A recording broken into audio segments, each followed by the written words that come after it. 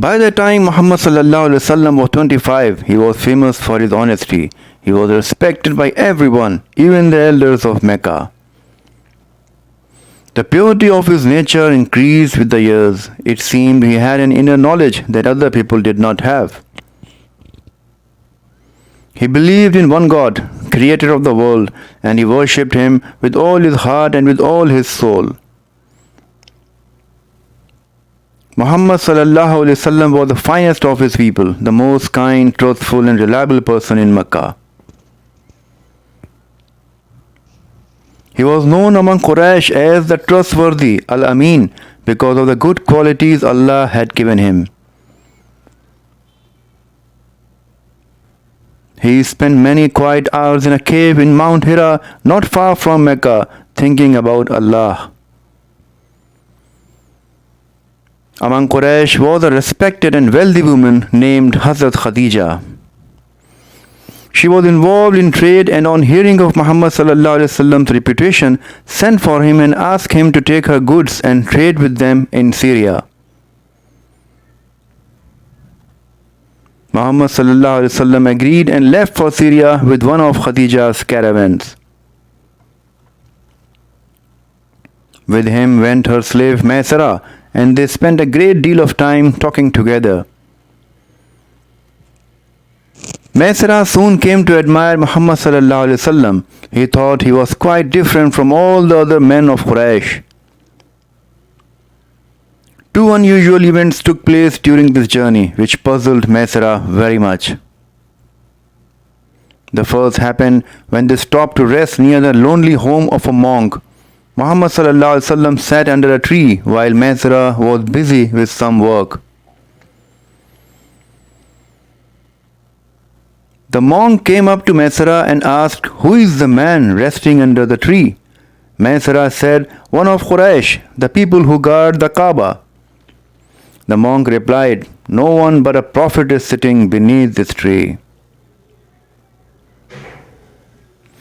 The second event occurred on the journey back to Mecca. It happened at noon when the sun is at its hottest.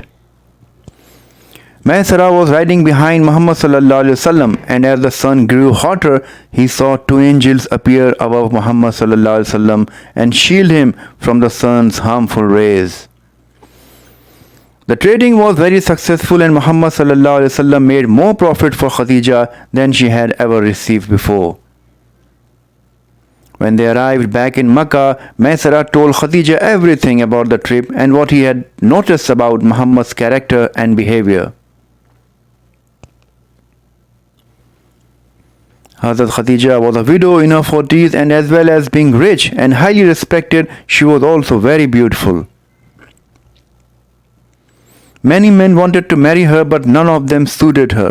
When she met Muhammad sallallahu alaihi wasallam, however, she thought he was very special. She sent a friend to ask Muhammad sallallahu alaihi wasallam why he was not married. Muhammad sallallahu alaihi wasallam said that it was because he had no money, to which the friend replied, "Supposing a rich, beautiful and noble lady agreed to marry you?"